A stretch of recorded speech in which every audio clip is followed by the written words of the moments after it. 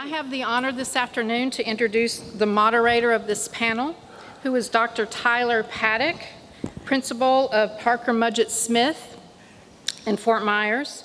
He is certified by the Safety Assessments Program since 2004 after Hurricane Charlie. He has been the state rep for AIA Florida Southwest and the past president of AIA Florida Southwest. So your moderator today, Dr. Tyler Paddock. Thank you very much. Thank you very much. Okay. Good afternoon, everyone. This is the session about the impacts of Hurricane Ian on all of us, actually. We're going to do this a little bit different. Rather than a presentation and then questions and answers, we're going to each present to you. We've got 4 shorter presentations, and hopefully it'll cover pretty much the gamut of our experiences down there and everyone's experiences with the storm event, the quote-unquote storm event. And then hopefully we'll have time for question and answers after that. Up here with me on the panel, first is David Corbin, AIA. He's the principal and founder of David Corbin Architects. His office is in Naples. David is also the representative to AIA, or for AIA Florida, on the National Small Firms Exchange Board of Directors. And David is past president of the Southwest Florida chapter. Next to him is Joyce Owens. And quite frankly, if you don't know who Joyce is, you just haven't been paying attention. Joyce Owens, F-A-I-A-R-I-B-A. She's the founding principal of Architecture Joyce Owens, Architecture and Interior Design. Her office is in Fort Myers, like mine. She's the recipient of the AIA Florida's Gold Medal, and she also makes me tell you that she's the first woman to receive that award. She is past president of Florida Southwest Chapter, and she's also past president of AIA Florida. Next to her is Stephanie McPherson. Stephanie is AIA CGC. Stephanie is a registered architect as well as a licensed general contractor. I think that gives her the ability to argue with herself for hours. Stephanie is the director of construction administration at Studio Plus. She is also past president of Florida Southwest Chapter, but more importantly than that, she's the immediate past president of the chapter, which means that she was the president during the hurricane. The hurricane itself, as you remember, had a huge geographic area, and its impacts went everywhere.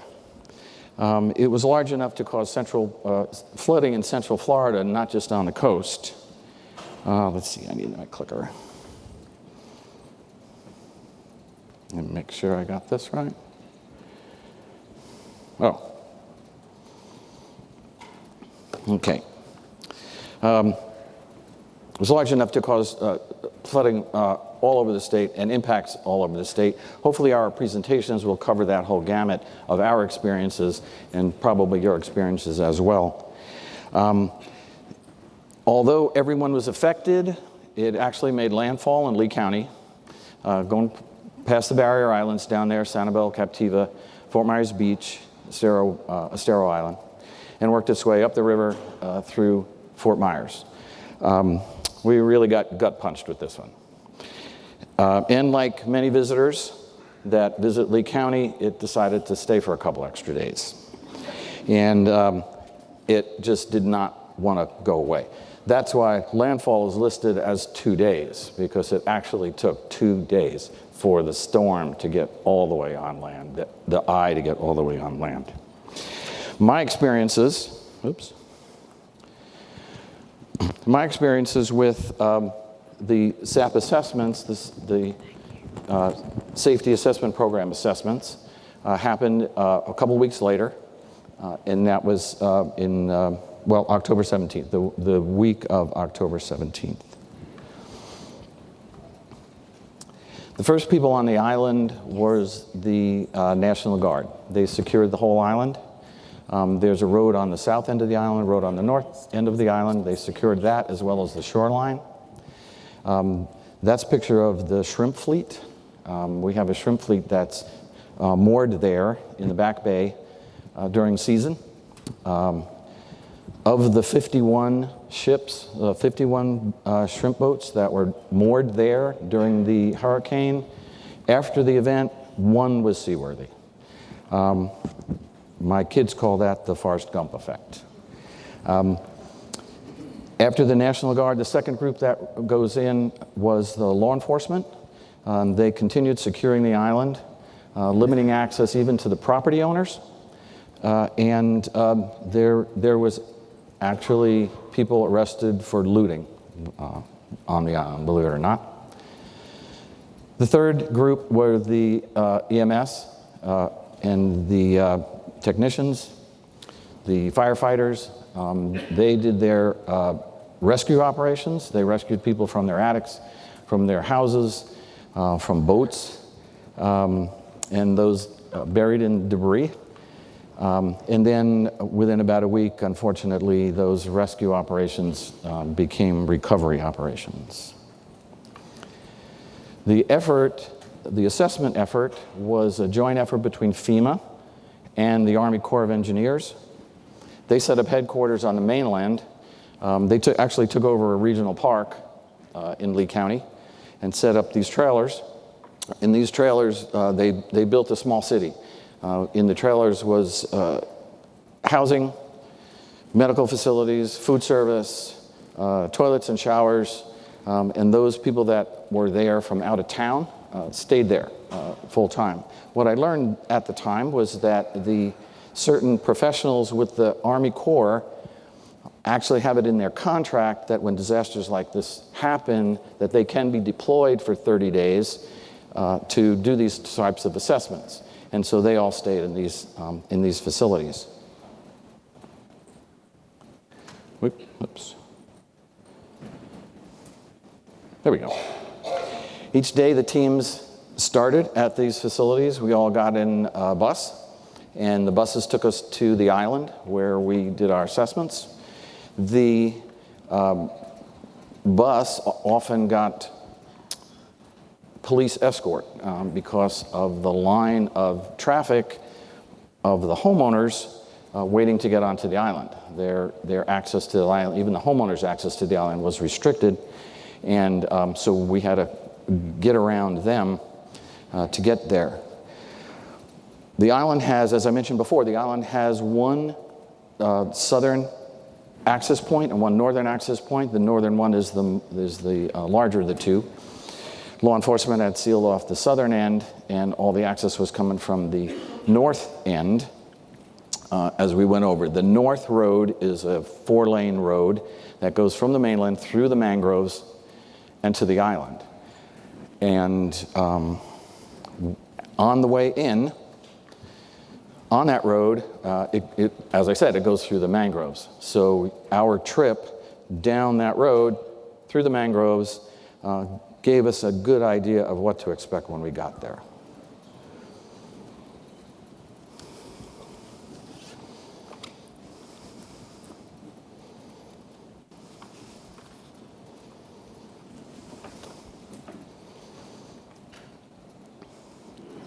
That was very common.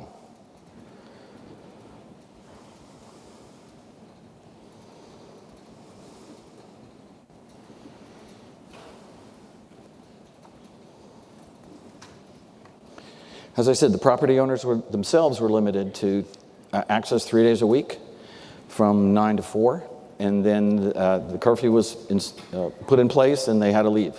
That gave them time to go start cleaning out their houses and piling everything up on the curb. When we got to the island, we realized that the major storm surge that we've all been talking about for decades finally arrived. And the entire island was inundated with a storm surge that went from 8 feet to 15 feet above finished grade.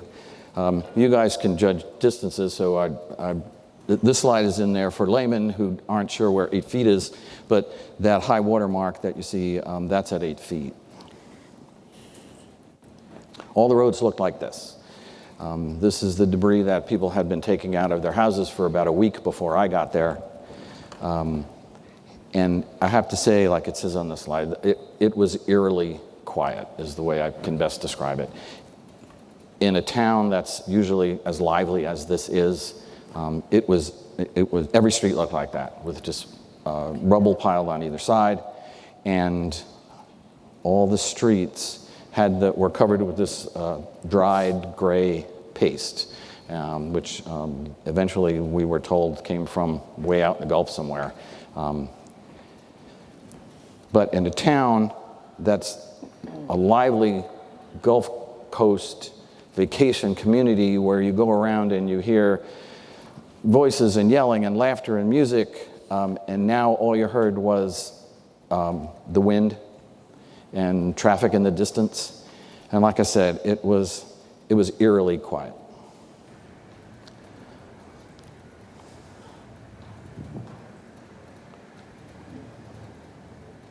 I did not set this up. I turned around and just saw that beach ball rolling down the street looking for someone to play with.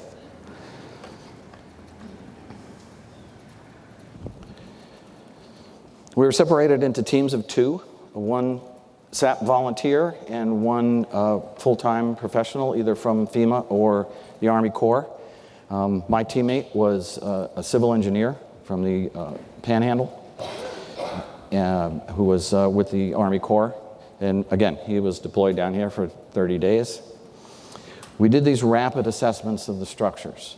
We went from structure to structure down each one of those streets, and we had GPS and hit every structure and rated it in a traffic light rating system, green, yellow, red. Green being accessible, free to open, free to get to. The yellow meant a restricted access to the buildings, and red, of course, meant do not enter. These, they were rated by the parameters described in the manual, the SAP manual, and that's the manual there. Oh, that's the manual there. Examples. Green, safe to enter, was the modern stock, the newer buildings. This was safe to enter. I mean, it had water in it or up to it, but intact. It was safe to enter. This was also safe to enter, even though this building was only a few feet off the ground. This guy had, at some point in time, decided to dig out under his house and make himself a basement. Why you would do that on a barrier island, I have no idea. But it was flooded, so everything in his, quote, basement, unquote, was destroyed. But it didn't affect the structure above it. So this house was green, safe to enter. We also found many of the commercial structures, especially the newer ones, were safe to enter. When I say safe to enter and they were intact, I'm talking about the envelope. If you remember, everybody was underwater. So in a case like this, the envelope, the building is safe to enter, but it probably had been gutted inside and was in the process of being gutted. But commercial buildings like this were pretty safe. And also we found that in a lot of public buildings. This park structure, for instance, it lost its siding and got some other damage, but it was intact. The envelope was intact. It was safe to enter. Modern houses with what I call smart details, like these, again, safe to enter. These guys had the foresight to put their HVAC up above the 13-foot flood level, and the guy on the right had the smart idea to put his electrical service up there as well. That ladder's permanent, by the way, so he could always get to it. I thought that was bordering on brilliance, actually, myself. And the other public buildings like this one, this is the library, public library. This is relatively new. It's just about 12 years old. The lowest occupied floor on this building was built to the new codes. It was at 13 feet. Unfortunately, this part of the island received 15 feet of storm surge, which accounts for the pile of garbage in the front. That came from the lowest building. Yellow was restricted use. Obviously, the upstairs room is not accessible, but the rest of the house was intact. So the rest of the house was restricted. The rest of the house was restricted, but of course, they couldn't go to the upper floor. Restricted was also collapse, partial collapse of the building. This building was fine. Again, restricted use. Obviously, the patio and the carport next to it that collapsed was not accessible.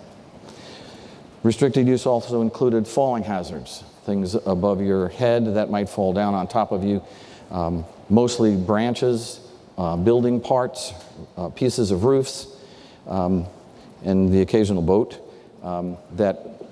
Anything that was a falling hazard on your head, that's what.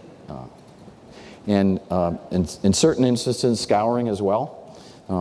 In this particular case, it was a restricted use because only this corner of the building, which was a porch, this corner of the building was the only one that had been inundated.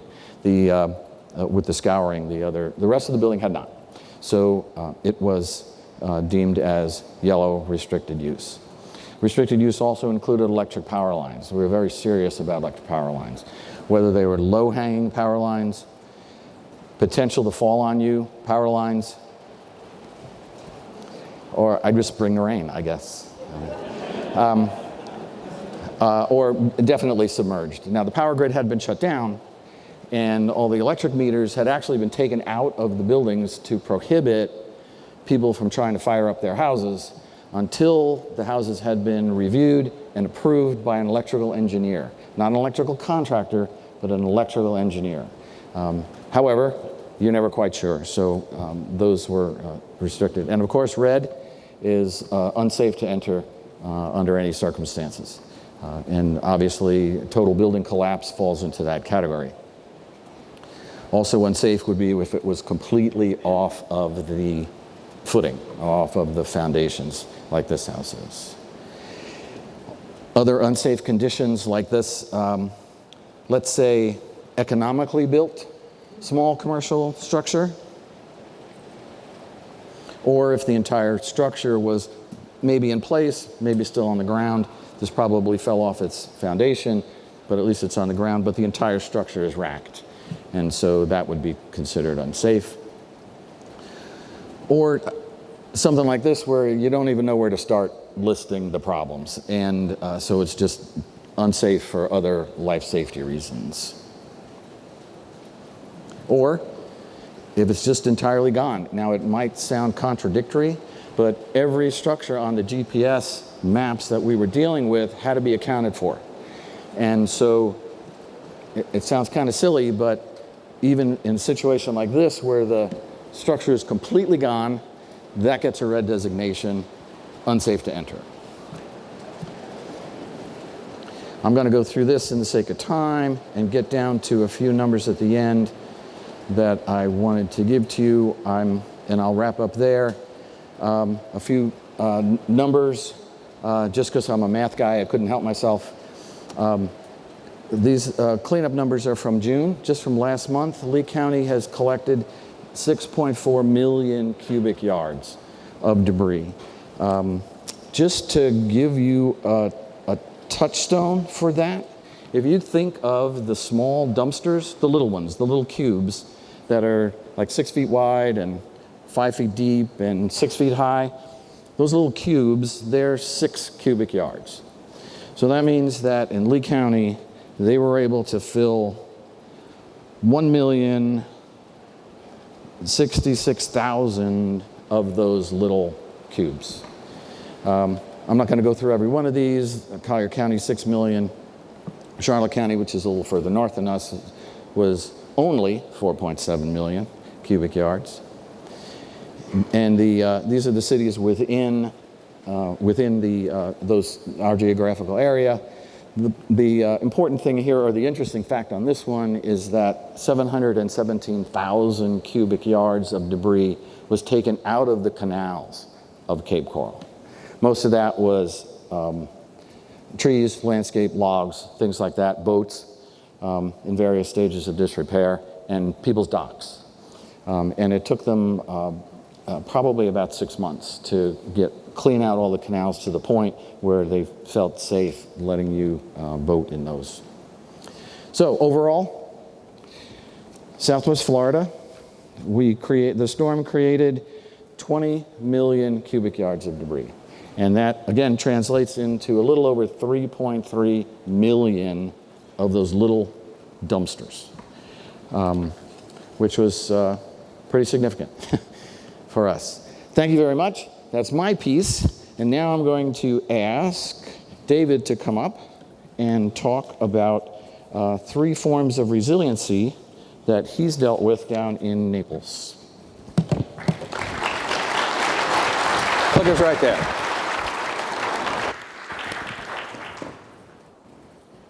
Good afternoon. I'm going to pull an Ignacio and move over here. Again, David Corbett. I have a small practice down in Naples. We're 6 professionals, 4 licensed architects in the office, and we were directly impacted, although we were probably 35 miles away from the center of the storm. We still got significant storm surge down there. It wasn't much of a wind event for us, but we did get a good surge from Hurricane Ian. So I'm going to talk about how 3 of our projects sort of dealt with Hurricane Ian, and talking about it in terms of passive resiliency, resiliency on a budget, and design to flood. And 2 of these projects were built within the last couple of years, and one, which is my family's personal home, was built about 17 years ago. First, talking about passive resiliency versus active, I think these next couple of slides will show you why passive resiliency is important. This is the storm track of Hurricane Ian 3 days before it hit. As you can see, it's kind of headed to the Big Bend area, sort of pointed right at Tallahassee. And then the actual landfall 3 days later was a good 350 miles south down the coast from where it was supposed to hit three days before. So those 3 days, if you have a home and a family, you need 2 of those days to prepare your home and then evacuate. And sometimes, like for Hurricane Irma, which we evacuated 3 days early, it's like you really don't even have that much time.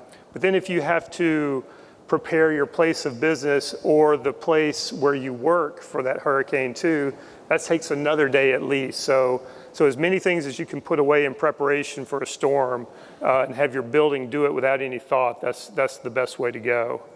And that's what we're talking about with active resiliency. It includes installing flood panels, putting impact panels on windows, evacuation. For my office, which we were flooded in the storm, we were down at 6-foot elevation. We got about 8 inches of water. But every time you get a threat, you go, oh my God, let's go. We got to put our computers up on our desks and take our server home, put our files up and that sort of thing. And you just have to do that over and over again. And then afterwards, you got to clean up and deal with power loss, insurance claims, and that sort of thing. This is a building in Old Naples. A building was only built about 2 years ago. And you can see the line there. It's not nearly Fort Myers Beach, but it's still a good 3 feet. And this is a building, if you don't know, you're still allowed to build commercial buildings below floodplain, but you have to provide flood panels. And you can see the little screws there where the flood panels were supposed to go and they didn't put them up. So everything below this multi-million-dollar building, everything below that line is destroyed and is going to have to be stripped down to basically concrete. And this building actually has parking below it. And so there's over $1 million worth of cars down below that had water up over the roof. So lawsuit, do you think? But again, this is just one of those things that you have to ask somebody to take time away from their family to do these things. So this is the Lutgert Professional Center that we completed a couple of years ago. It's a LEED Gold building, 45,000 square feet. And this one is basically lock the door behind you and leave, and then come back when the storm's over, and it's good to go. It's got impact rated windows. It's monolithically constructed out of concrete. It's got post-tension roof, floor slabs, And it's also built in an area that's not susceptible to flooding. Wrong way. So this is just a lay of the land in Naples. These are your sort of flood zones. Joyce is going to talk about the red zone, which is right on the beach, that's the most susceptible. The blue areas are the areas that are very highly susceptible to flooding. And the sort of yellow and orange and purple, those are the areas that are less susceptible to flooding. The yellow areas being basically not susceptible to flooding, and the purple and the orange are the ones that are called the X500 zones. I don't think it's 500 anymore, it's maybe X50, for 50-year events. But this building and also where we locate our new office is elevation about 14 to 16 feet. So we would have been well out of even the flood surge the storm surge that hit Sanibel Island. You can see, so even when you build up on high land, you can still, like what hit Fort Lauderdale months ago, is these rain bombs that bring you, 20 or more inches of rain in a 24-hour period. Even if you're on high land, you can still get that localized flooding from the rain. So what we've done here, and what we often recommend our clients do, is lift the building even higher above the parking lot. So even those localized floods don't come in. Another thing we did with this building is, as you know, building custom homes and buildings in Florida, you can very easily get up to 6 to even 8, even 10 types of materials making up your walls. And all those things get impacted by water. And so when you have the water from the rain blowing horizontally in hurricane force winds, it's going to find a way in, and it's going to find a way in to destroy those finishes. In this case, we basically eliminated most of the finishes down to concrete, glass, and aluminum.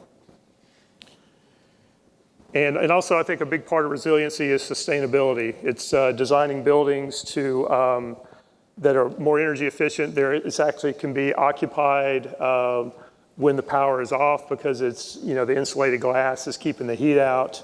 These 5-foot overhanging roof, and then the custom shade panels that we did. And also we lifted the building up over parking, so you reduce that heat island effect we're now finding is very important in the urban areas when you get these heat events like we've got right now. So again, the building is monolithically constructed, and our client told us that when they came back to the building the next day, you couldn't even tell that there'd been a hurricane. So that made us very happy. And then this is just some photographs of the post-tension slab being built. The next is resiliency on a budget. And this is my family's home that we built about 17 years ago. And in today's parlance, you'd call it mass timber. It's made primarily of glue laminated lumber, wood, the TJIs, which are the wood I-beams. And then due to budget restraints, we decided not to do impact windows. Instead, we have Kevlar panels that we put up over the windows. And also, back to sustainability, this building has a low carbon impact. There was an old boathouse on the site when we bought the property. We took that apart by hand and reused all of the old growth cypress that was in that house to build this home. And so we diverted all that from the landfill. We have 14 operable sliding glass doors for ventilation. We have venting skylights. And as you can see, we have the 5-foot overhangs and then a 12-foot overhang actually on the west side with an operable shade structure there. And then we used a lot of ancient designs. And some of the designs, for the hurricane were sort of in retrospect. But the ones for passive cooling were definitely ones that we thought about, kind of harking back to the methods that the Florida Crackers used for their ventilation of their homes.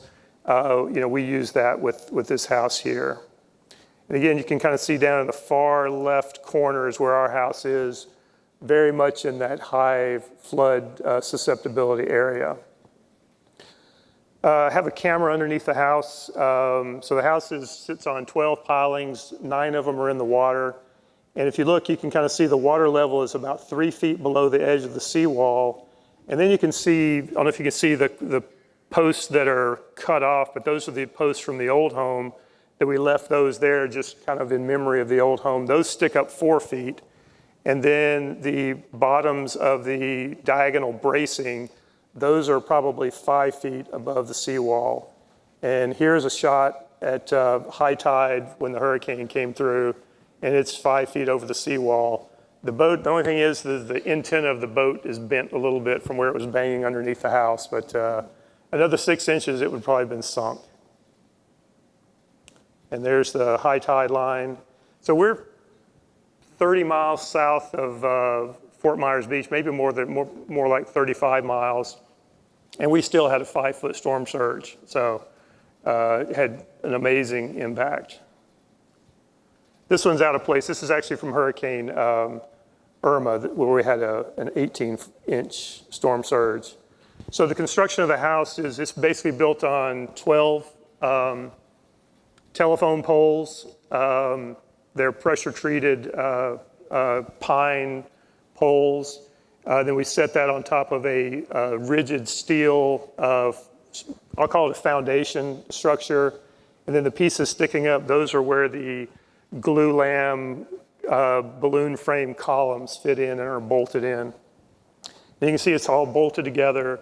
Those columns go about 12 feet into the mud. And you can see the wood TJIs here, and then the welded lateral brackets there to support it, and it's bolted into those columns. And under construction here, you can see the 6x18 glue lam that basically runs the entire length of the house and cantilevers 12 feet, and the 6x6 glue laminated columns that run continuously through the house, and those run all the way from the steel all the way up to the roof, so it's balloon framed. And I think one of the reasons the house does so well, and it's, Hurricane Irma had 140 mile an hour winds clocked at the airport, which is a mile away. We don't ride out major storms there. I know the house is going to survive, but I don't want to be there in a major storm. So we always bail out, but when we come back, the house is fine. And I think, raising it up allows the wind to kind of pass over and below it instead of getting the turbulence by being on the ground. And that's been proven in high-rise design, for those very tall structures in New York City. And I also saw a BBC story years ago where they had constructed an ancient Chinese temple on a shake table. And a shake table is what they use to test for seismic resiliency. And out of all the structures that they tested, modern and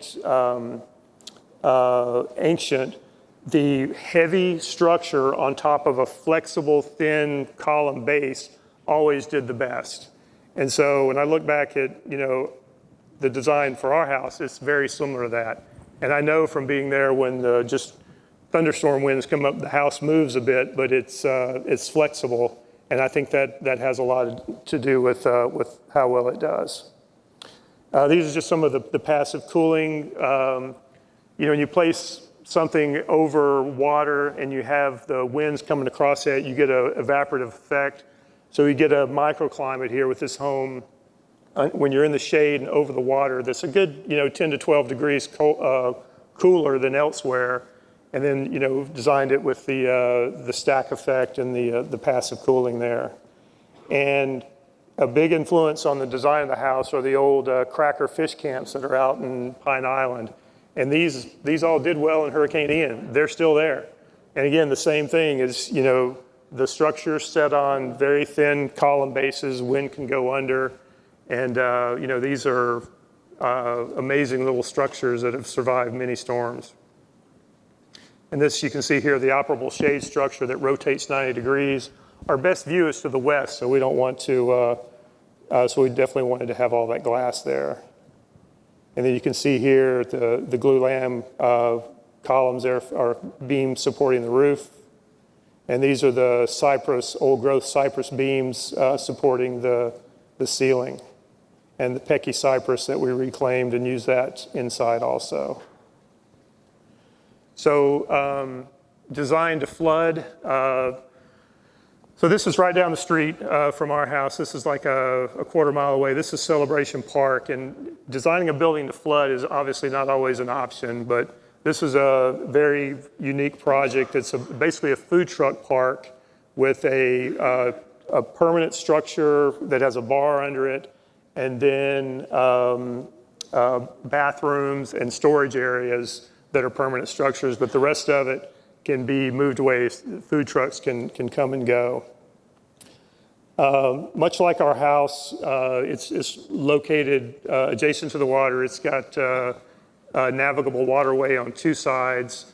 And the lot has always been very susceptible to flooding. It sits low, and even king tides would come up over the top of the seawall. It didn't have to be a tropical event, just high tides, much like happens in Broward County and Dade County.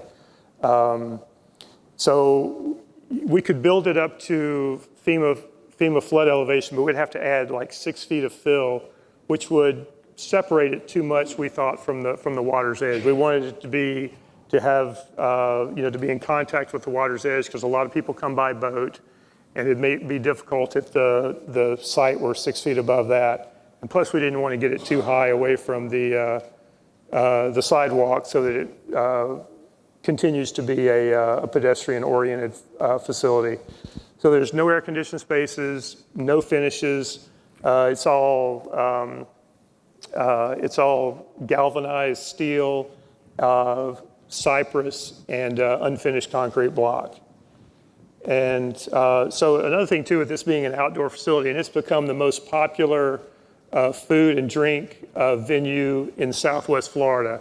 And they just had after being open for 4 years, another record season coming up. So all those people are outside in an unair-conditioned space. Otherwise, they'd probably be in 3 restaurants with the AC cranked. So just by that it's a very sustainable project.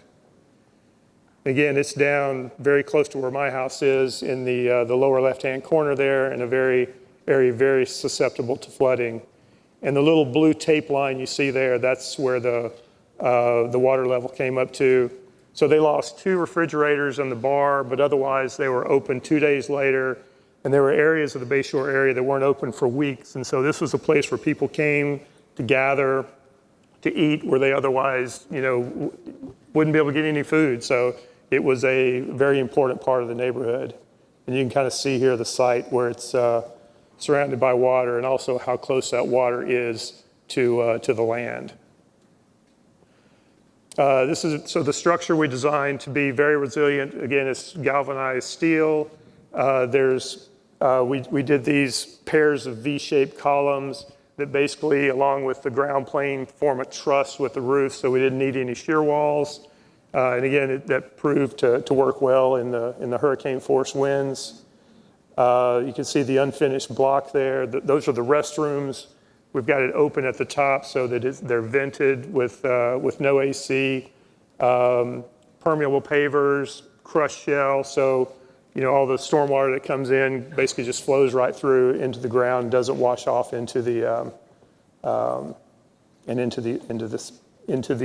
bay.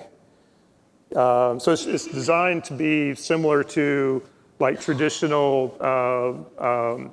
street markets, where people walk along and they, peruse the offerings, but then you have the shade structure beyond that kind of draws you through to the water's edge. And you can kind of see here the finishes. These are the restrooms that are elevated another foot, I think, so that hopefully they wouldn't flood, but they did flood. But they've got storm vents, relief vents, so they were fine. Again, no finishes there.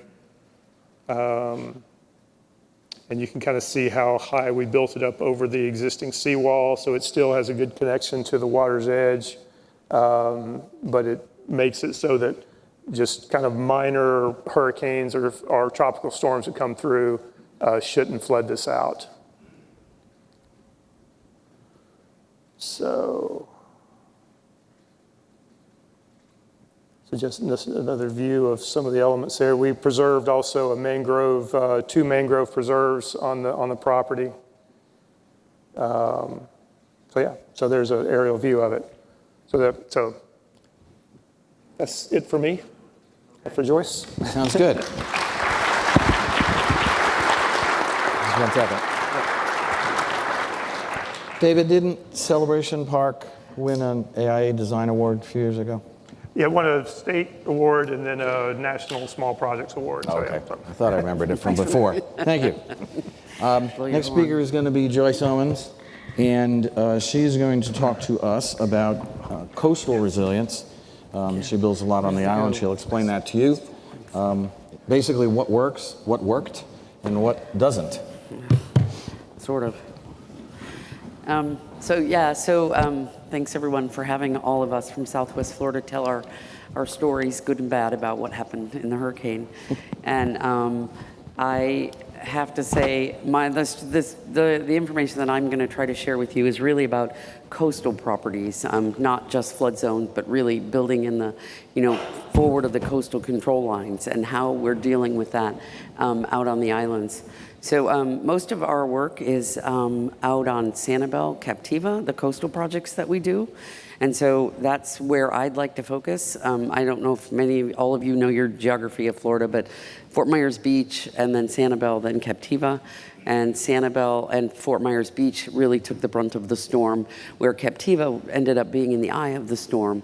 And so it was pretty much for hours sitting in the eye of the storm while it just beat up the other 2 islands.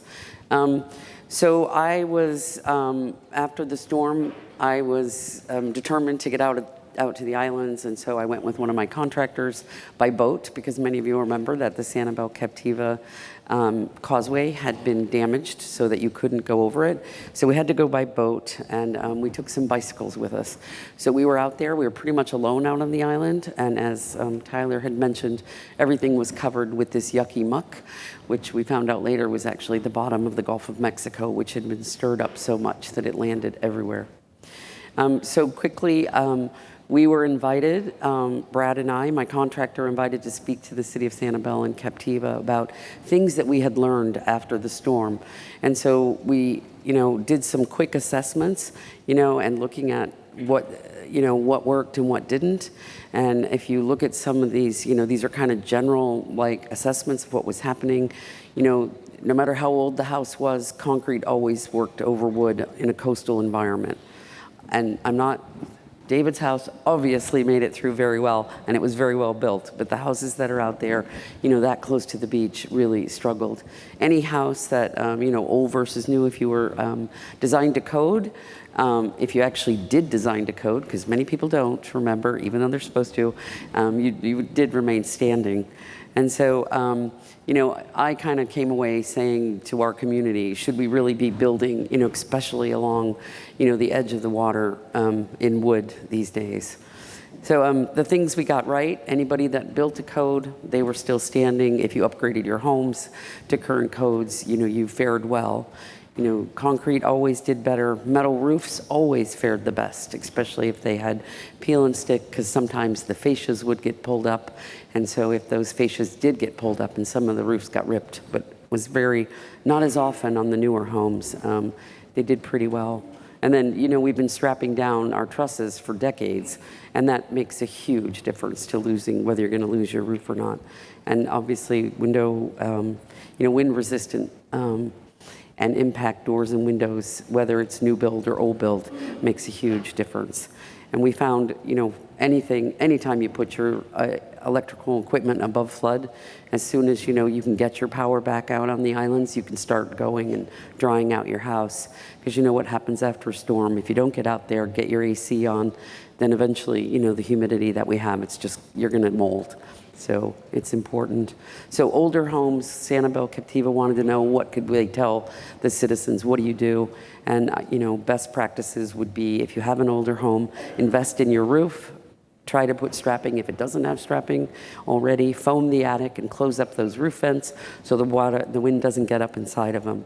And then raise your electric stuff. And gutters seem to help protect those fascias more than anybody knew. It was kind of just an assessment that we'd made. A lot of our subcontractors were telling us that because you have to pin the gutter into the vertical face of the fascia, that seemed to make the fascias much more strong. So invest in your older homes. Some things you never want to do, never put vinyl siding in a coastal situation. It will never work. I mean, you're never supposed to do it anyway, in my opinion, but, don't ever do it in coast because there's nothing you can do to strap it on. And one of the things that, we've been telling our clients for years is don't build out those lower ground floors. We're supposed to be building above flood, and there's a reason for it. And so when you build above flood, and then you go ahead and put bedrooms and bathrooms and kitchens, that's where your bedrooms and bathrooms and kitchens end up after a storm, on the road, in a FEMA truck, and then eventually in the landfill. So lots of that going on, and I was a bit sad about that.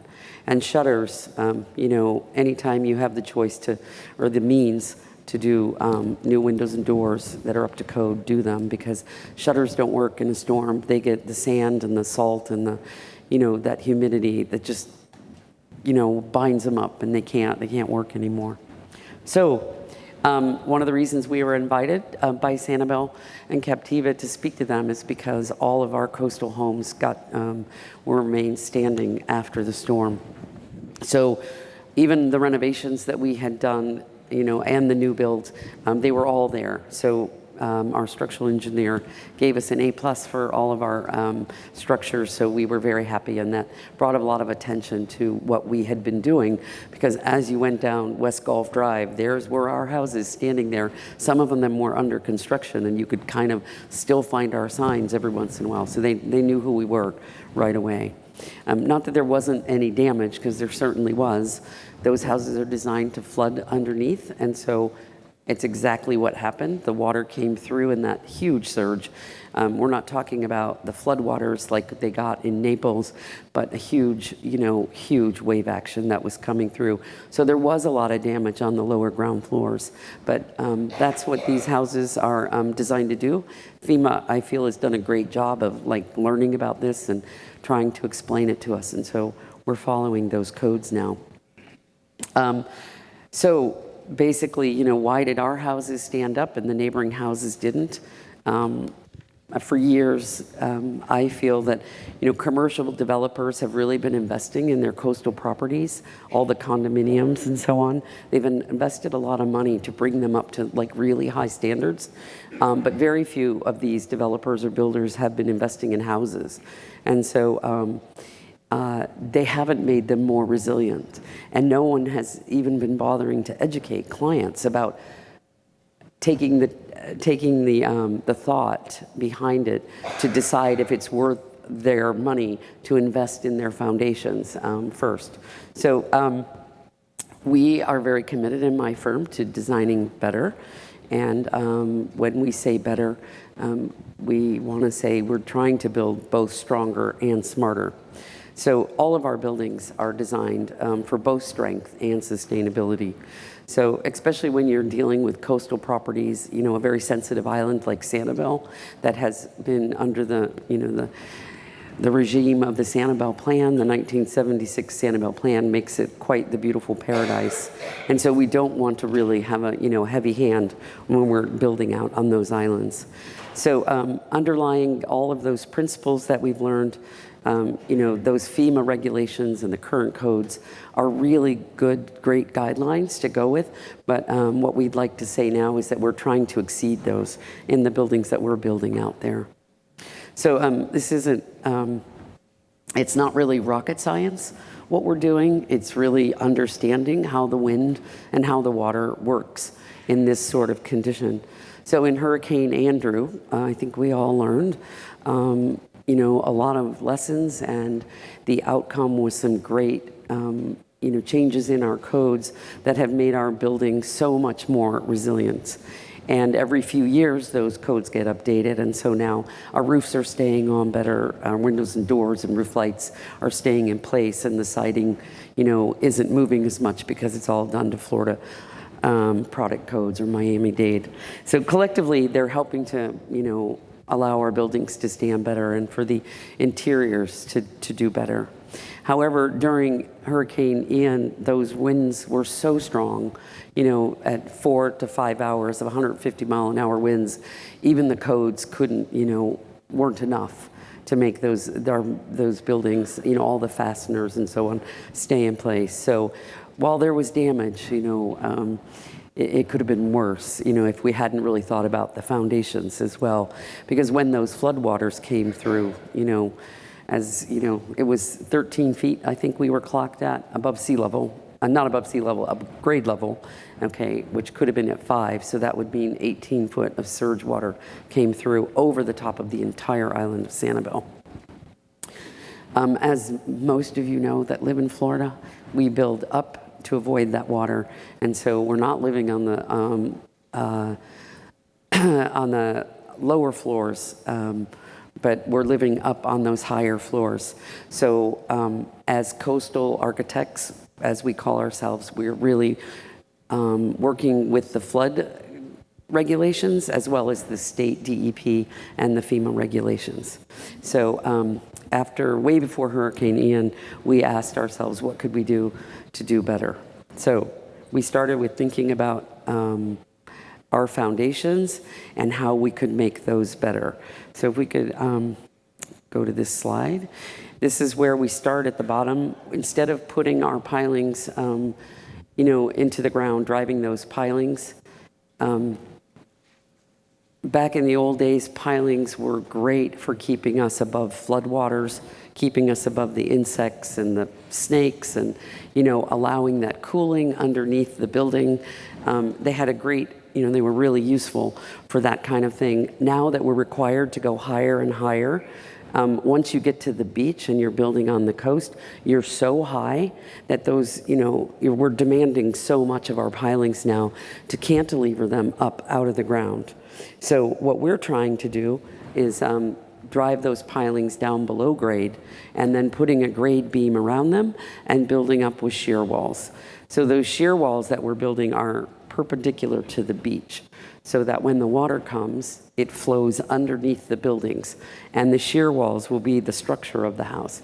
And that creates that lower level of the home. So this is all part of a total kind of composition that what we're calling a monolithic diaphragm. We made a commitment with our contractors and our builders to try to do this for every home that we're building right on the beach, or any commercial project as well. But if we're going to be building on the beach, this is the way we want to build. And we did this well before Ian. So the next step after we get to the shear walls, in order to create this monolithic structure, is to put the precast concrete planks on top of those shear walls and then tie it together with the concrete screed that goes on top and is tied into the tie beam of the shear walls, and then continue up with masonry. So oftentimes you'll find in coastal properties that once they get that platform built, even if they're building it like this, then they transition into wood. So we've made a decision that we're not going to be building in wood at all at those higher levels in order to, maintain the structural integrity of the building. I shouldn't say just maintain it, but to make it even stronger so that when that wind is blowing on those buildings, it's not like those pilings that are coming out of the ground and trying to, hold up. You can see here in the next slide, they're not trying to hold up that building and then that wind is kind of beating up against it and it's moving and it's starting to shift. It's actually keeping the buildings very straight and true. So how do we do this? We start by digging a very deep hole on the site, well below the current grade level. Drive the pilings and drive those in pretty deep. Here's the formwork for those grade beams that are going to be connecting all those piles that are underground. And you got to remember, we're still in a deep hole here. So though that formwork is actually going to be well below grade. And then you fill those forms with concrete and you bring in your soil, you start to compact it. Then those shear walls start to come up out of the ground. You can see those shear walls, how strong they're going to be.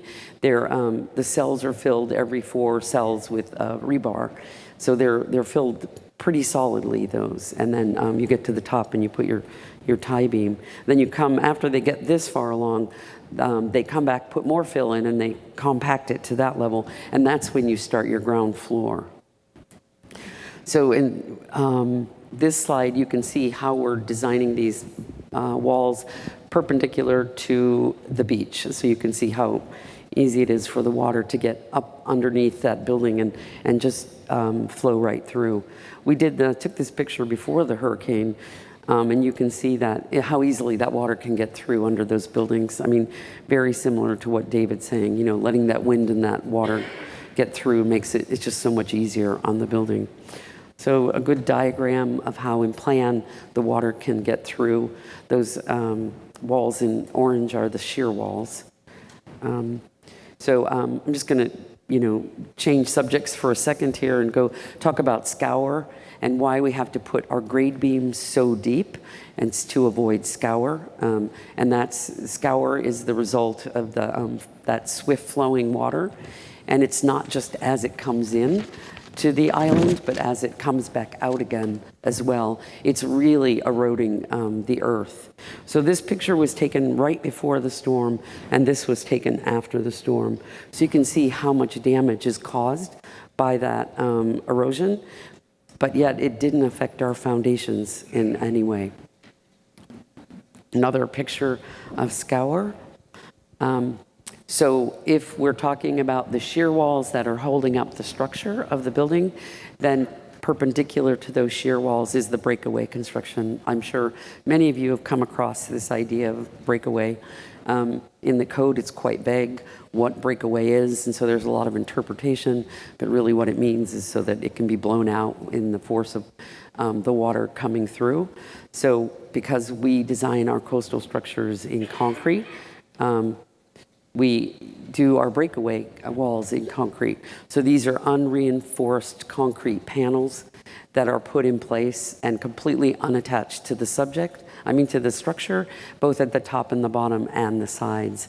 So you can see they're in about 4-foot panels, and there's air gaps in between them. Afterwards, after we're done building, we come back and we mortar those so that there's, the ability to get blown out is still left.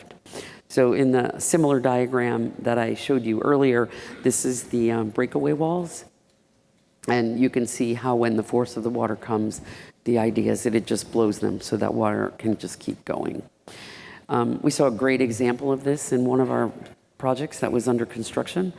And the most interesting thing about this breakaway wall was that it fell, it wasn't connected to the structure, as you can see, but it fell out almost in a whole piece. But when that water pulled back out and went back out into the Gulf of Mexico, and literally sucked it underneath the ground floor slab, which we found quite amazing that would happen. But it worked. Flood vents, obviously, we're always using flood vents, which are great for getting rid of water in a flood, but they're not great in a surge. They're not enough to take care of the volume of water that we're dealing with. So on the ground floor, we put in our ground floor slabs, but according to the FEMA regulations, these have to be called, they're frangible slabs. And the frangible slabs mean that they're concrete slabs, but they're not attached to the structure. So you can see here how in the section, that floor doesn't attach itself to the walls. And when you pour those slabs, after you pour them, you score them into 4 or 5 foot sections. And the idea is that, so this is right before the storm. This floor had just been laid. You can see it's just been saw cut. And then after the storm, this is what's supposed to happen. It worked exactly as we were told it would happen, and it didn't affect the structure. It didn't tug on it or pull on it. And one of the reasons we saw cut them into such small squares is so that if they do get washed out beyond the building and they're being pushed into, the next building across the street or whatever, they're in small enough sections that they won't hurt another structure. So I'm going to head back to that monolithic structure and talk about how we put those slabs on top of the shear walls. So this is them flying in the planks and laying them before the screed is done. And then, as I said, we continue up with concrete to keep it strong. You can see here, we don't use any wood in this instance, even though we've gone up 2 stories. You know, sometimes you switch to wood when you get to the 2nd story because you say, oh, it's okay then. But we try to keep going up so we can continue that idea of that monolithic structure, which becomes so strong and so resilient out on the beach. As far as the roof, we found that, you know, looking around over the years, wood trusses still do pretty well out on the islands, even though they are wood, because they're up in the air. They're not, you know, they're not really rotting like some of the other wood that's down closer to the ground. So as long as we're using, we've used concrete planks, but there's a cost factor when you do that. So most of the time, you know, we suggest our clients put their money in their foundations, not so much in doing the concrete roof. And so we're using wood trusses still, but of course we're strapping them down. Here you can see the strapping on those. So yeah, this monolithic structure. Again, the pilings below grade, the grade beams, that shear wall, the concrete, and the continuous wall going all the way up. So I think the idea of what we're trying to do is that by allowing the water to get through, you know, we're sort of designing with Mother Nature. And, you know, this isn't rocket science, like I said, what we're doing by any means. And, but I think many times you know, there's so many people right after the storms had said to us, but why are we rebuilding back on these islands? You know, shouldn't we let barrier islands do what they're supposed to do? And, you know, let's not build back. And, you know, I kind of thought about that for a bit, and I was like, we live in Florida, and it's all about water in Florida, and everyone wants to live on the water. So I think that trains left the station, and so I think that what we have to learn as architects and in educating our communities is that we really do need to work with the fact that we live in such a high humidity, you know, harsh climate on the beach, and, you know, we have to make our buildings resilient in a way that works with Mother Nature and not just against her. So when we try to say always in our office, you know, we're not just trying to build better, but we're trying to build stronger and smarter. So after the storm, we got quite a lot of press for the buildings that stood standing. We were very happy to help in the community to get the message out so that people would understand that they have to invest in these properties. And if you're going to live there, I mean, you're going to have to figure out a way to do it better. And so a lot of people were trying, you know, coming to us and asking for answers, like, how do we do that? How did you do it? How can we do it better? And so one of the things we did was we started an Instagram account. And so if you'd like to learn more, here's the handle. We really wanted to give our community some advice about, you know, how do we move forward? How do you clean up? How do you get a permit now? How do you deal with zoning regulations?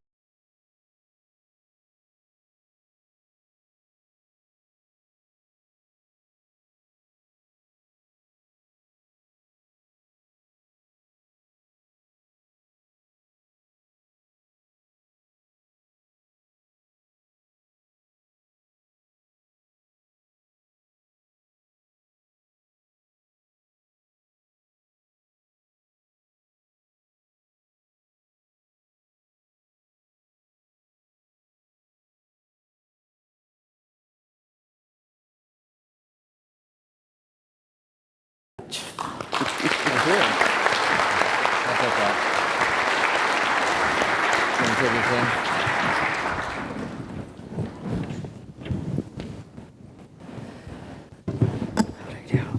Oh, a little bit more.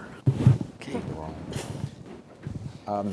After the storm finally moved through, and it became a question of responding to it, I'm very, very proud to say that the architectural community, both local community as well as probably most of you, reached out, and the architectural community, I'd say across the state, stepped up and said that, we want to help. What can we do? And when they asked that, we all pointed to Stephanie and said, ask her, she's in charge. And so I'm going to ask Stephanie now to come up and tell us about the response of not only local architects, but the entire exit, the big green button. This one? Yeah. I got that, okay. But architects everywhere. Wow, that's Thank you. lovely. Well, thank you guys for having me. As Ty alluded to, I'm very well versed at having heated conversations with contractors, but not so much public speaking, so I will be using my notes, unlike my esteemed colleagues over here. All right, so the green button.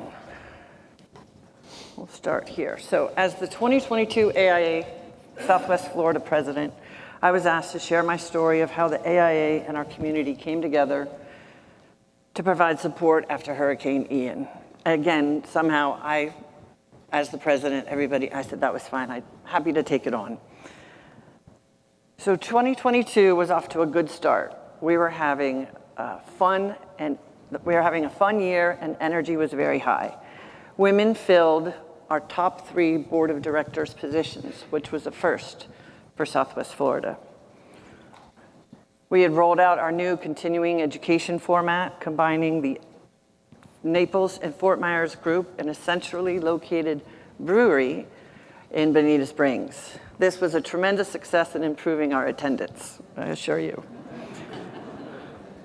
We secured 3 female speakers for our fall lecture series, and the AIA Florida Southwest had never had a female speaker in its history.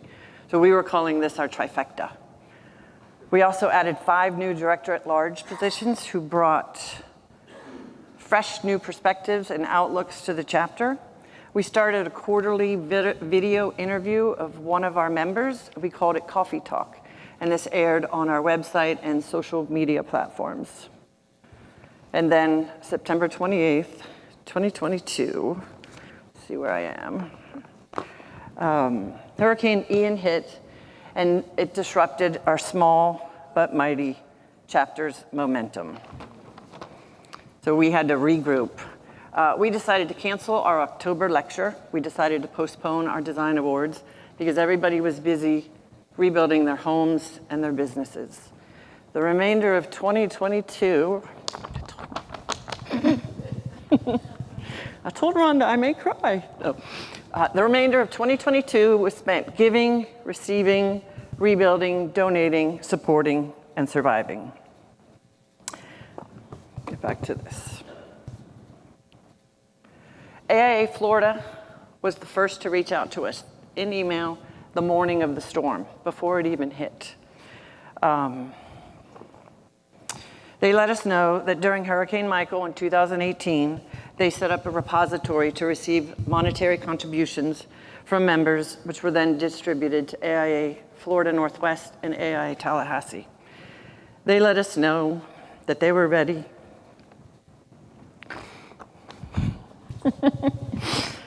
Every time I talk about a hurricane, I get emotional. So anyway, they let us know that they were ready to provide the same support to AIA Florida Southwest and our communities.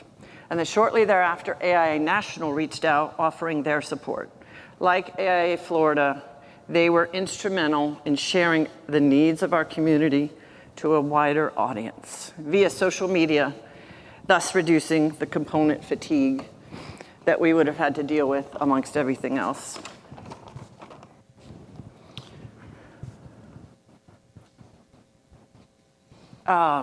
So having been a resident of Florida for over 40 years, of course, we've all been through many hurricanes. My most devastating was Hurricane Andrew in 1992 when I was a graduate student at the University of Miami. After selling our home in May of 2022, I had to be talked into this, but my husband and I are living full-time in an RV. And so after living in Florida for 40 years, I was not going to hunker down in a 40-foot box on wheels and stay for a hurricane. So We evacuated to North Florida the Sunday before the storm. On Wednesday, September 28th, we watched the storm devastate the coastline of Southwest Florida and continue north. At that time, we made a decision to head west to Panama City. When in Northwest Florida, we met Becky at a Walmart parking lot to collect the first round of AIA gift cards that were donated to our community. My husband and I headed to Walmart and purchased 3 shopping carts full of supplies to bring back to the community when it was safe to return. Studio Plus offered our warehouse, we have a large warehouse behind our office, as a collection center and staging area for supplies. Once our needs were being shared on social media, e-newsletters, and word of mouth, the support, emails, calls, and donations just started pouring in. The next step was to determine the best way to distribute these supplies and who needed them depending on their situation. If they were in a shelter, they only had a small space to call their own, so they needed very little. Those who were staying in their damaged homes needed more: cleaning supplies, water, toiletries, chainsaws, etc. Donations came in from all over the state. AIA Tampa Bay and Sarasota pooled resources and drove truckloads of donations down to us. A journalist from Jacksonville, a previous resident of Lee County, drove a 20-foot U-Haul with supplies to our Gateway office. She connected us with a Lee County School District representative who represented 5 of their low-income magnet schools. The neighborhoods in Gateway, where our office is located, passed along the information in all of their homeowner association e-blasts. A family from Miami drove over a car full of supplies because somehow they found my name and email on social media. I never knew where or how my information got out there, but it was, and people were making contact.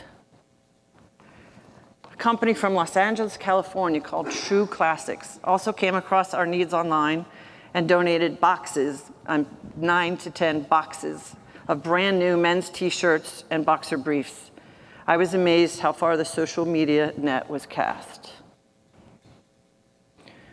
This is just a few recipients of the donations. We started off in Harlem Heights, which is a very low-lying, low-income neighborhood. Most of those people worked in the beach, so they also lost their home and their job. One of our own, I'm not sure if she's here, but Maria Villa on our board went to the store and bought food. Oops, how do I go back? Food, cooked the bags, and distributed at Harlem Heights to the people who were volunteering and the people that needed food. We distributed to Gulf Coast Humane Society, Family Initiative, which is an organization that serves families with children that have autism. We brought cases of water to a restaurant called FK Your Diet. The FK stands for foster kids. They are a local restaurant doing amazing things for the foster children and those affected by Ian. Recovery and Relief, Fort Myers Beach. And then the second round of AIA gift cards and the delivery from the Jacksonville Journalist was earmarked for the 5 magnet schools in Lee County.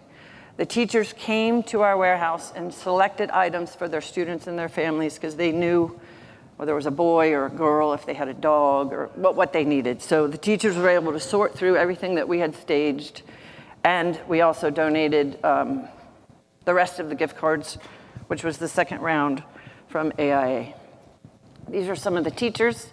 They shared photos with us, and they have their gift cards. It was a very nice thank you letter from the representative from Lee County School District. And overall, AIA Florida donated over $5,000 to those affected by Hurricane Ian. It was gratifying to be a part of the recovery and see how our community came together to support those in need. Thank you. And I forgot to start it.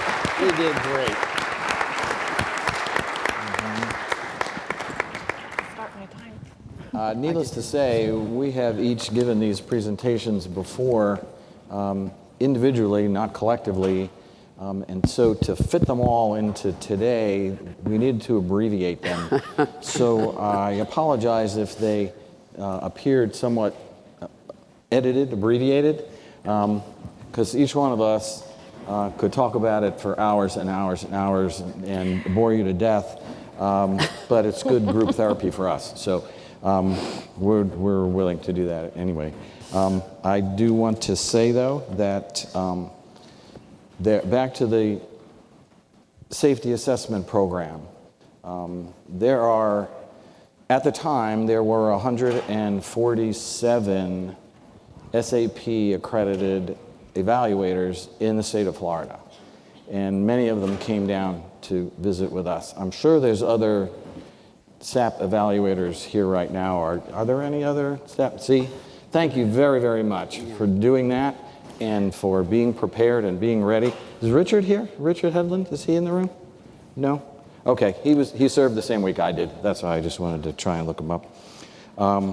But again, thank you as architects for stepping up and helping us as you did, and locally and elsewhere. We do appreciate that.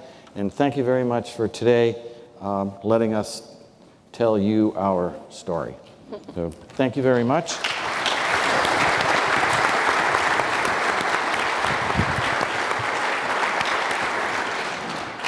And I guess we're at the question and answer stage. Are there any things that you guys would like to add? Yes, sir, right here in the front.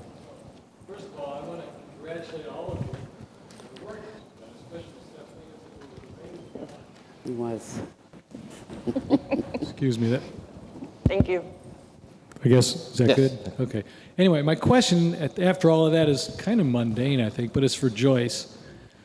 All of the work that you're doing with structural concrete and reinforced masonry to make your buildings hardened, the breakaway walls, I have to wonder, why do you do those out of concrete block? Because they're supposed to fall down, and when they do, you still have a major cleanup to do. Well, hopefully we don't have to clean them up very often. How's that? Because, I mean, you don't really want to mix and transition and put wood down at the lower level. It's just not gonna last there. That climate's just way too harsh on the beach. So it's just better to work in masonry, to continue to use the same material. Yeah. I actually, my name's Dan. Oh, okay. I was with also Jose here. We were on Sanibel doing SAP work for a week. Oh, excellent. Thank you very much. I would highly recommend to everybody to do the training. It's not tasking, it's not grueling, and I think you can even do it online now. So it's easier than ever, and if you can volunteer, great. If you can't, it's all right. Do it next time.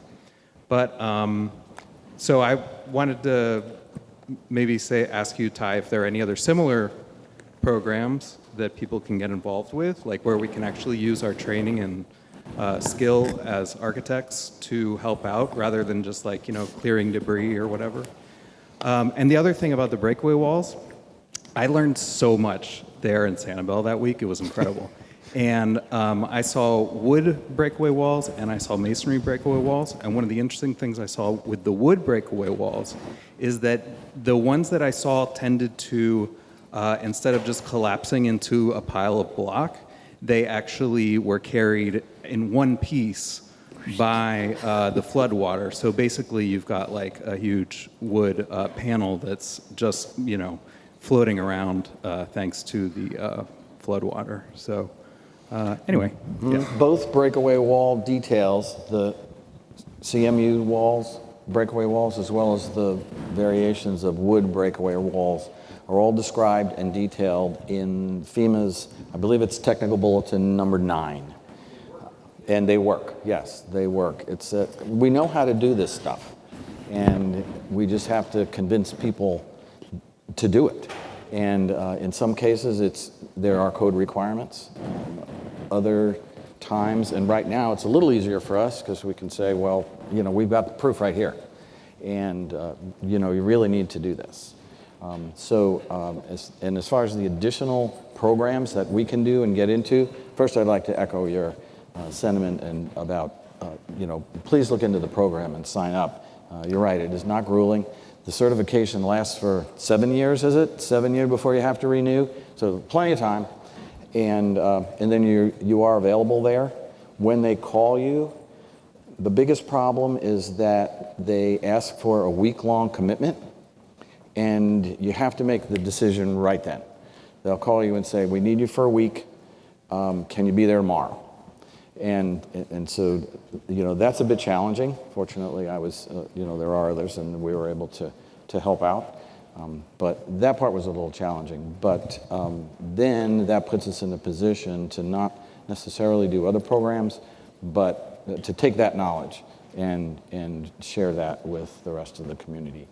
And that's been very valuable, and especially having a quiver of these photos to make your point, it helps out a lot. So, yes. Hi, good afternoon. Thank you so much for sharing your knowledge and what you've been doing, because it's not every architect can say that they're doing something about the hurricane impacts.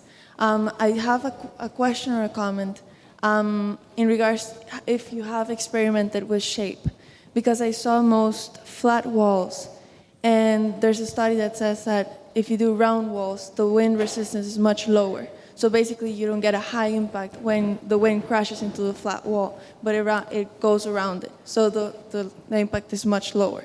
So there's destruction, the risk goes lower. Right.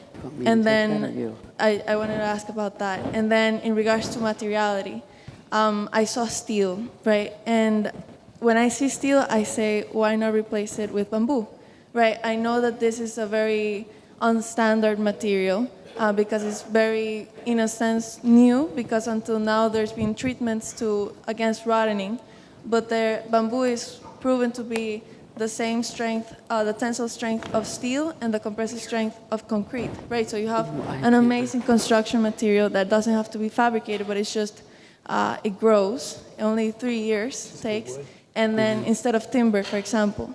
So, and then it's been proven, experimented that when it's very good for hurricane impacts, because it's very flexible. So instead of breaking, it bends. So I wanted to ask or make the comment about it. I'll let you guys answer about the materials. I just want to make one point. And you're right about the alternate materials. One of the things that we saw a lot on Fort Myers Beach and going around, there was a lot of restaurants or people's backyards that had these cheeky huts, with the palm fronds on the top and the way the indigenous peoples, the Calusas and whatever used to build them, and every one of them went through the storm without a problem. They knew how to do it. Yeah, I think as far as the shape goes, yes, when you round the edges, there's no doubt it makes them more resilient to the forces of the wind. And I don't really see that really becoming an issue, because also with a small house or something, cutting those corners also kind of impacts, kind of how the interior spaces work. I think that's more for for large warehouse buildings and things like that. I think that would be something that would definitely come into the design consideration, because when you have a massive wall and a 140 mile an hour wind, anything that you can do to alleviate that. And I think you were talking about using mass timber, like quickly grown type wood. And yes, I mean, our house is primarily built out of mass timber, between the LVLs and the TJIs, which is basically a combination of LVLs and the oriented strand board, and then the glulam beams.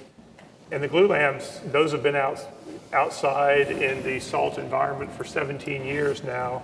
We did use pressure treated ones, so they hold up much better than non-pressure treated. But yeah, I think properly used, the wood, especially the mass timber that is quickly renewable, I think is definitely a way to go. But as Joyce says, you need to protect it from the rain, and when the flood waters come up, that's where they kind of struggle, I think, to survive. But from the wind loading, you can definitely design them to withstand the wind loads.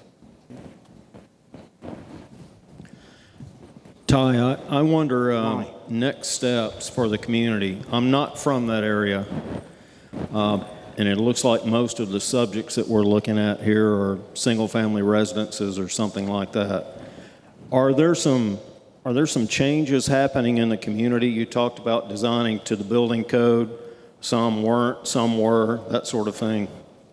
Are there any ordinance or procedural changes to be sure that new construction coming back is per code? Or is there a loophole? If it's a private residence, do you not need an architect? No. I mean, Is that you don't need an changing? architect. You need a structural engineer, but they have to build a code. I mean, the house has to be designed to code no matter what. So yes, theoretically it has to be designed to code, but as in so many instances in Florida, all over Florida, you know, the inspectors don't go out there and check that it is actually built to code. So, I mean, on the coast, they're much more restrictive, okay? Because you're also got the state looking after you as well as the local jurisdiction. Yeah, Southwest Florida's been, I think, very good about, especially since Andrew. I think every jurisdiction since Andrew, my house I did owner builder on my house. I had 40 inspections on that house. And when my parents built a house in Mississippi at the same time, they had one inspection, and that was the septic tank. So, so yeah, they're definitely looking after us. And because I think, as I understand, that's one of the failures with Andrew. Was a lot of the codes were there about connecting the walls to the foundation and connecting the roof trusses to the walls, but understood that there would be roofs with tie beams separated from the rest of the house because they didn't pour the cells and didn't continue the bars down. So a lot of the codes were there, they just weren't being followed. So where we're at in Southwest Florida, they are definitely making us follow the codes. So. But one of the messages is that the existing codes work if you follow them. Yeah. And we're trying to get the word out that the answer is not a knee-jerk reaction to strengthen all the codes and change them all. Because what's in place now works if you follow it. To your point, they're serious about inspections. Yeah, I think you that can for tell. us, we were forced to learn the codes and use the codes and build to the codes. And then after the storm, you become a real believer in, what they're trying to tell you. And all those, bulletins that FEMA puts out, it's like, oh yeah, I get that now. So, yeah, What I tell my definitely. clients and lay people is like, we basically have to design buildings so you can take them and turn them upside down and they don't fall apart. Because that's literally, you're not designing so things won't sink into the ground. You're designing them so the tops don't blow off So of they them. don't fly It's away. true. Yes, sir. This is for Joyce. I want to thank y'all for your presentation. It was great. Hang on, I'm running with the mic. I was looking at a couple of your details. Wait. Oh, Thank you. I was looking at a couple of your details, and it's a two-part question. The first part has to do with your piles. It looks like you're doing driven piles as opposed to an auger cast pile. Do you have issues with neighbors and the impacts and vibrations to their houses when those are being driven? Because you've got an awful lot of them. I see Javon smiling. Yeah. And then the second part of it is in your frangible walls. I'm building on the East Coast, and we're typically on top of a dune, so we're above the surge zone, but we still have to, in the CCCL lines, still have to go on piles and grade beams and yada, yada, yada. But I couldn't see with your frangible walls where you are having those in the flow of the storm surge from the ocean, so you're perpendicular to the ocean. But what about walls for wind shear, perpendicular to your shear walls? What are you doing? You taking it out at the floor above, or what are you doing? No. So, okay, sorry, I forgot your first question already. It was about... Was the driven versus, say, an auger cast pile? Oh, yeah, so... While you're driving the piles. Yeah, they just complain. I mean, what are they going to do, right? Like, these are like rich people on the beach, and they complain about their neighbor driving the piles. And I feel sorry for you saw all that empty land. I mean, those are all new houses that are going to be going in. There's going to be a lot of piles being driven. But Because we have, I'm not sure if it's happening on the West Coast, but we have companies that are actually doing auger cast piles where they're drilling and pumping and putting a rebar. So I think there's no we're impact limited. driven at all. Yeah, I think it's just we're limited by who is available to do that work. Okay. And, we have one pile driver that comes out to Sanibel.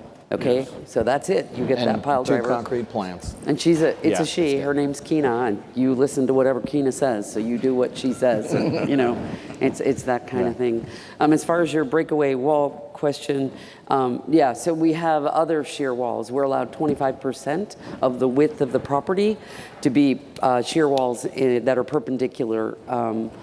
to the ones, parallel to the beach, right? So we're allowed 25%, and we always use those for stairs and elevators to create that core in the middle that creates, the lateral forces that we need. So, so we're allowed to have them. You're just very limited, and then we try to use them very wisely. And then that allows, if those walls don't break away or get blown out during a storm, then you have a way out of the house or up into the house. So, yes, thank you. One of the final takeaways that we were hoping to give you guys today was an idea of the fact that architects design and build and do all the wonderful things that we typically do, but our influence out in the community is important as well, and very impactful, and really saved us. And so thank you for all that too, as well as letting us vent. Thank you very much. Thank you, guys.